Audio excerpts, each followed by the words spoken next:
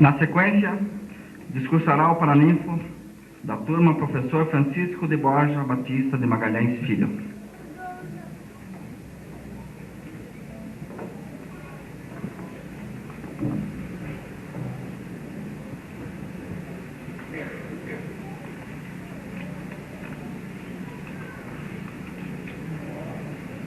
Digníssimo professor Mário Pederneiras, magnífico reitor em exercício, professor Isaac Aquel Sobrinho, diretor do setor de Ciências Sociais Aplicadas, professora Arlete Secato, vice-diretora, professor Cássio Camargo Rolim, diretor do departamento, chefe do departamento de Economia, demais componentes da mesa, senhores professores, professor Tarcísio Nadolny, aqui representado por sua irmã, Dr. Carlos Rispiter, patrono desta turma. E a vocês que me deram a honra e a satisfação de poder estar aqui, paraninfandos, e com os quais compartilhei tantos momentos de satisfação ao longo do curso.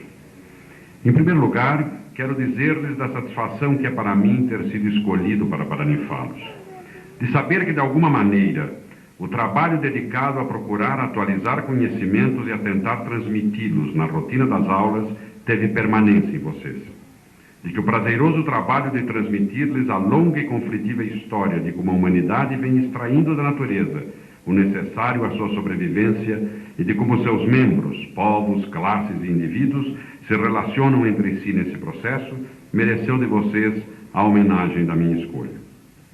A tradição estabelece de que um discurso pronunciado em ocasiões como esta seja dedicado a aconselhar.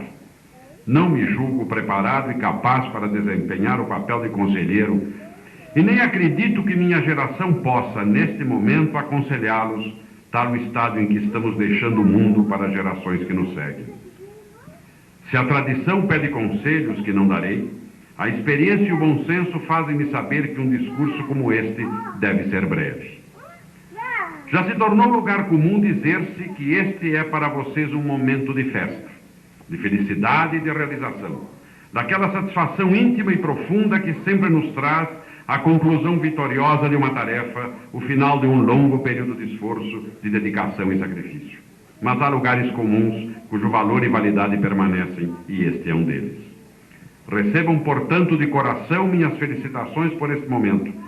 Felicitações que incorporam minha admiração e meu respeito pela dedicação aos estudos, pelo esforço que essa dedicação exigiu e pelos sacrifícios implícitos que a obtenção de um grau universitário exige.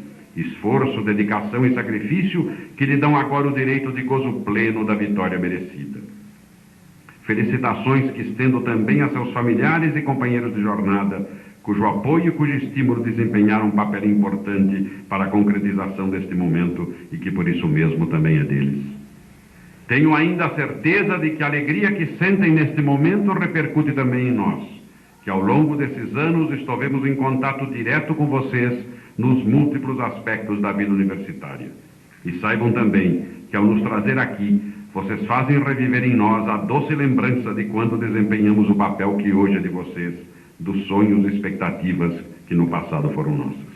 Caros afiliados, se não vou propiciar-lhes os conselhos que a tradição determina com a brevidade que o bom senso recomenda, vou procurar compartilhar um pouco das reflexões que este convite, a oportunidade de estar com vocês nessa hora de vitória, em mim provocar.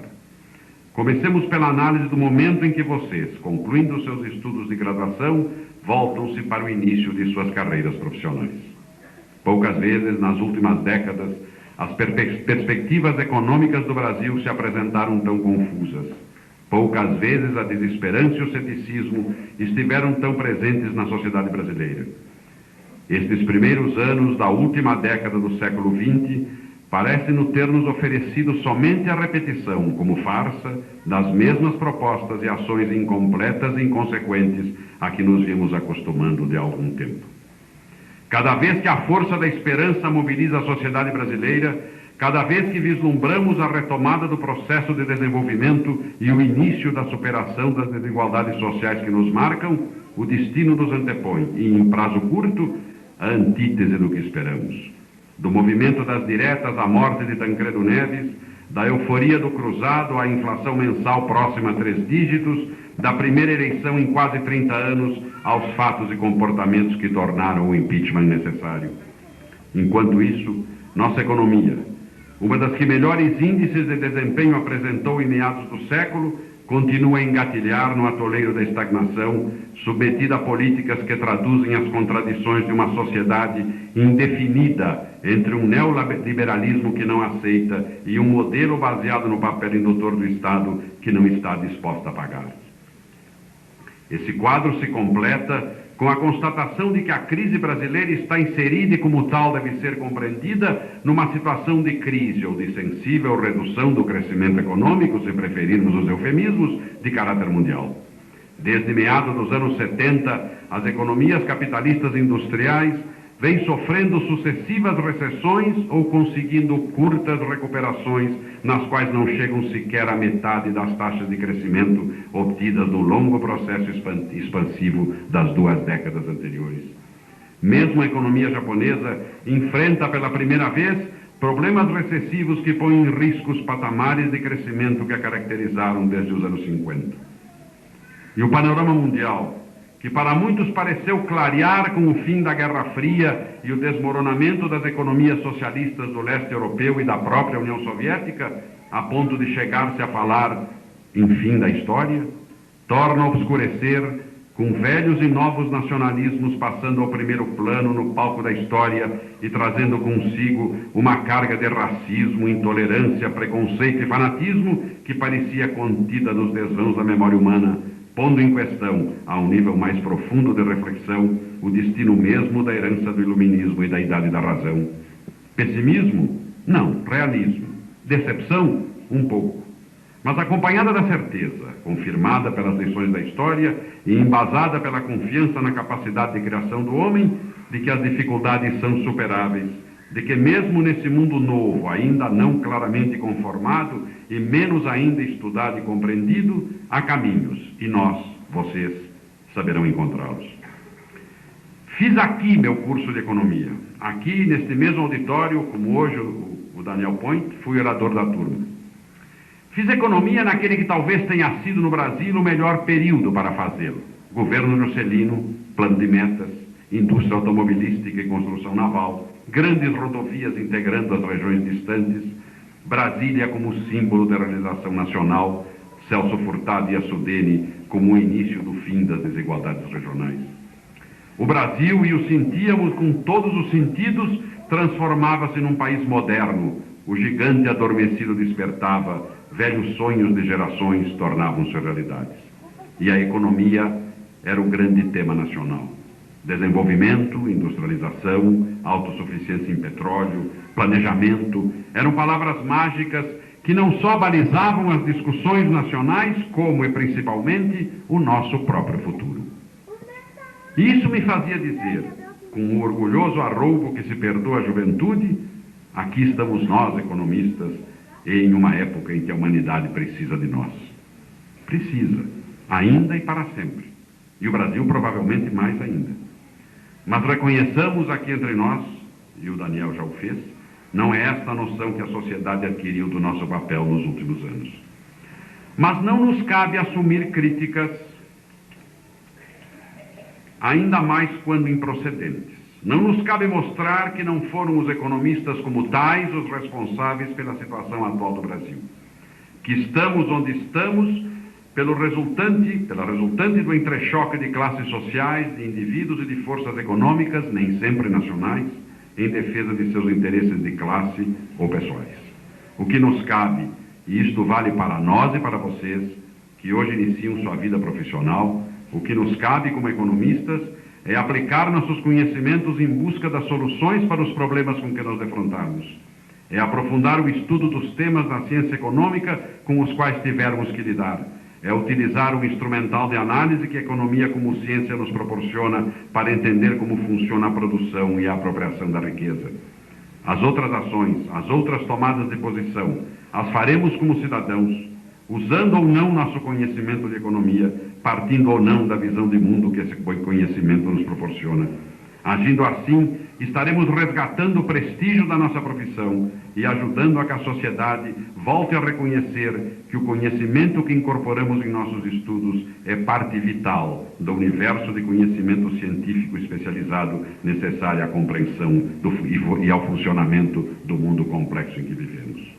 Mas voltemos ao que chamei de visão realista. Parece-me que temos que aceitar que vivemos, no mundo como um todo, um período de indefinição e perplexidade. As técnicas de previsão, que tão bem funcionaram nas décadas anteriores, esbarram agora com a opacidade de um futuro para o qual não podem projetar as tendências do passado com a tranquilidade antes possíveis. Mas aí está o desafio. Estamos vivendo o nascimento de um mundo novo. Não lhe conhecemos ainda com formação, seus traços não são ainda perceptíveis com clareza, mas nós o estamos construindo. Podemos, por ação ou omissão, colaborar na definição de seu desenho final. Não o entendemos ainda, mas temos um instrumental para fazê-lo e, por essa via, influenciar nos resultados. O conhecimento acumulado, do qual somos todos, mal ou bem, depositários, apesar de todas suas imperfeições e contradições, contém as ferramentas capazes de nos dar respostas e nos capacitar a agir. As forças sociais em ação são conhecidas. Suas respostas em relação a situações concretas continuam basicamente as mesmas. Não é a primeira vez que o modo capitalista de produção atravessa a fase descendente dos ciclos longos de Kondratiev. Não é a primeira vez que o capital reage a isso, concentrando-se e desviando-se para a esfera financeira. Conhecemos os caminhos por onde nos levam os nacionalismos extremados. Sabemos como os trabalhadores tendem a reagir à elevação da taxa de exploração ou ao desemprego. Sabemos também quais as decorrências da competição econômica entre os grandes países industrializados, quando levadas às últimas consequências. Mas sabemos ainda mais. Sabemos que o nível de evolução das forças produtivas de hoje é bem mais elevado do que no passado. Sabemos que a evolução científica e tecnológica não só nos permite reformular todo o desenho do sistema produtivo e das relações sociais, quanto eliminar a humanidade e toda a vida sobre a Terra em poucas semanas. Sabemos que a expansão econômica põe em risco o equilíbrio da biosfera e a própria vida humana. Sabemos hoje que temos limites ao nosso crescimento quantitativo como espécie e à nossa apropriação crescente dos recursos naturais que utilizamos. E o saber é a primeira condição para a ação. E o que vale para o mundo, vale para este país em que vivemos. Aqui também temos o conhecimento necessário para enfrentar a crise e a estagnação, e o que é fundamental, as desigualdades sociais que as fases expansivas do passado ajudaram a ampliar. E podemos fazê-lo em interação permanente com o que vier a acontecer no mundo como um todo. Aqui também podemos delinear e construir o futuro. Mas não chegamos ainda ao fim da história. Os conflitos antagônicos que construíram o mundo continuam presentes. O futuro, como o passado, não será harmônico, nem todas as diferenças serão resolvidas pacificamente. Cada um espera seu próprio tipo de futuro, mas será a correlação das forças sociais atuantes no dia a dia que dirá que futuro todos teremos. Meus afilhados, muito mais poderia ser dito. Há muito mais sobre o que refletir. Mas meu compromisso com a brevidade impede-me de prosseguir, mesmo porque, e os que foram meus alunos sabem, há temas por onde é atraente aprofundar-se, mas dos quais é muito difícil sair. Creio que consegui fazer-lhes um esboço de como pode ser visto o mundo no qual hoje, como profissionais, vocês se inserem, e para o qual, como profissionais, detêm as ferramentas do conhecimento que esta casa e seus próprios esforços lhes proporcionaram. Se, rompendo meu outro compromisso inicial, ouso agora aconselhá-los, é apenas para dizer-lhes: usem essas ferramentas e aperfeiçoem-nas constantemente. Com elas serão bons economistas. E, sobretudo, de coração, sejam felizes. Muito obrigado.